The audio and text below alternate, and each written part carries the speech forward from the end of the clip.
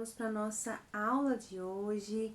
Estaremos trabalhando o gênero conto maravilhoso, tá? Que muitas vezes a gente conhece como conto de fadas, como vocês estão vendo aqui, né? Vão acompanhando por meio dessas imagens que eu vou colocar para vocês, que vai dar um apoio nessa nossa aula. Então, vocês provavelmente lembram do conto do Gato de Botas, da Cinderela, da Branca de Neve. Esses são contos maravilhosos e a gente vai estudar esse gênero, tá? Então, o que é um conto maravilhoso? O que é um conto maravilhoso? Então, a gente deve pensar sobre o conceito, né? A definição desse gênero textual, que é bem particular. Então, o conto maravilhoso são narrativas, né? Ou seja, são histórias narradas de origem popular, ou seja, elas nascem do meio do povo, são passadas de geração em geração, né? Histórias que são contadas, que eram contadas em beiras de fogueira, né? Na frente de casa, nas varandas, e os filhos iam aprendendo e passando para seus filhos e assim por diante. Essas histórias foram sendo passadas e nelas existe sempre um elemento ou algum acontecimento mágico nessa narrativa. Esse elemento pode ser um personagem ou pode ser algum outro fator que influencie nessa história, tá? Que elas vão, nesse caso, essa magia ela vai ser capaz de transformar o destino do personagem, que geralmente é o nosso protagonista. Então, isso é um conto maravilhoso. O conto maravilhoso, ele tem alguns elementos, como por exemplo, bruxas malvadas, não é isso? Todo mundo lembra de uma bruxa malvada em algum conto maravilhoso. Princesas, né? Você vê princesas nos contos maravilhosos, príncipes encantados, reis e rainhas. Esses são personagens que são bem comuns nos contos maravilhosos. Fadas, duendes, certo? Esses são alguns dos personagens que nós podemos encontrar no conto maravilhoso. E esses personagens, eles são divididos em alguns tipos, certo? Nós temos os personagens chamados de protagonistas, que são quem? O personagem principal da história, o mocinho, o herói, aquele que a gente torce por ele durante toda a narrativa, tá? Como no caso da Cinderela, nós temos a própria Cinderela como protagonista. Antagonista já é aquele que a gente chama do vilão da história, aquele que atrapalha a vida do protagonista, que quer impedir que ele consiga os seus objetivos, tá? Como no caso da Cinderela, a sua madrasta.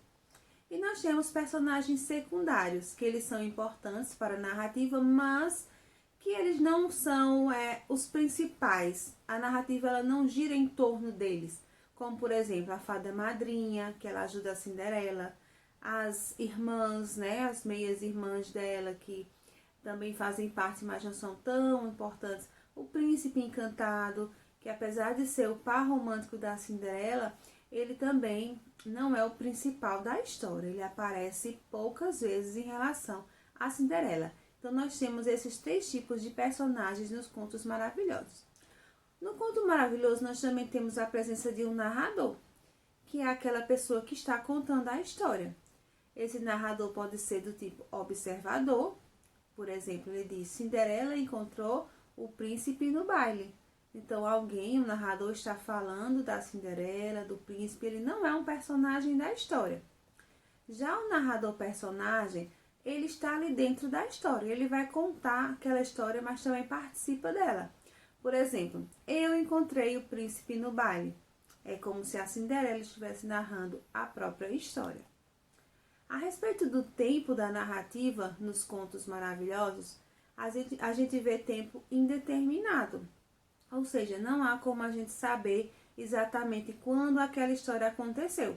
Por isso é muito comum encontrarmos expressões como era uma vez, certo dia, há muito tempo, porque quer dizer que foi há muito tempo, aconteceu no passado, mas não se sabe exatamente quando aconteceu. Sobre o espaço, que é o lugar onde acontece a história, os espaços mais comuns nos contos maravilhosos são castelos, palácios, né? Reinos, florestas. Esses são espaços muito comuns nos contos maravilhosos, mas podem ter outros com certeza. E o enredo, que é a história em si, como ela se estrutura, ele é dividido em 4 partes, que é a situação inicial, o conflito ou complicação, o clímax e o desfecho. E vou falar um pouquinho sobre cada um. Então vamos começar com a situação inicial. Nós iremos nos basear no conto da Bela Adormecida, que acredito que a maioria conhece, tá? Então vou usar como exemplo. Então a situação inicial é aquele momento do início da narrativa, certo? Vai apresentar os personagens, vai apresentar o tempo, o espaço onde ocorre. Então está tudo tranquilamente, certo? Como por exemplo aqui, no caso da Bela Adormecida, quando eles estão querendo ter uma filha e nasce, né, a Aurora, a princesa, certo? Então está tudo muito normal. E aí surge o conflito ou a complicação, que é um momento em que ocorre uma mudança na situação inicial. Alguma coisa que vai ocasionar uma série de implicações que precisam ser resolvidas. Como no caso da Bela Adormecida, o momento em que, na festa de apresentação da princesa, a Malévola, né, uma das fadas que existiam lá no reino, não foi convidada e ela acaba invadindo a festa e lançando uma maldição contra a princesa, que quando ela completasse 15 anos, espetaria o dedo no fuso de uma roca e morreria. Então, esse é um conflito. Como resolver esse conflito? Então, a história vai se desenvolver nessa tentativa, né? A Bela Adormecida vai para a floresta, viver com as fadinhas, até completar seus 15 anos. Enfim, a história vai se desenvolvendo, até que chega na terceira parte, que é o clímax, que é o momento de maior tensão da narrativa. Quando a gente fica naquela tensão de saber o que vai acontecer. Logo depois do clímax, a história vai acabar. Vai se resolver o conflito que foi colocado lá no início, certo? Então, o clímax da história da Bela Adormecida é justamente quando ela espeta o dedo no fuso da roca e ela acaba adormecendo, né? Tendo o seu sono aí de 100 anos, certo? Então, esse é o clímax. E aí, logo depois do clímax, vem o desfecho, que é o final, que nos contos maravilhosos, geralmente, é um final feliz. Como no caso da Bela Adormecida, que o príncipe, ele chega, né, e dá um beijo na Bela Adormecida, ela acorda e eles vivem felizes para sempre. Todo o reino acorda e eles vivem felizes para sempre, certo? Então, esses são os pontos principais do conto maravilhoso que vocês devem focar e devem estudar e para também ajudar na resolução das atividades, certo? Eu espero que tenham tirado todas as dúvidas hoje. Tchauzinho!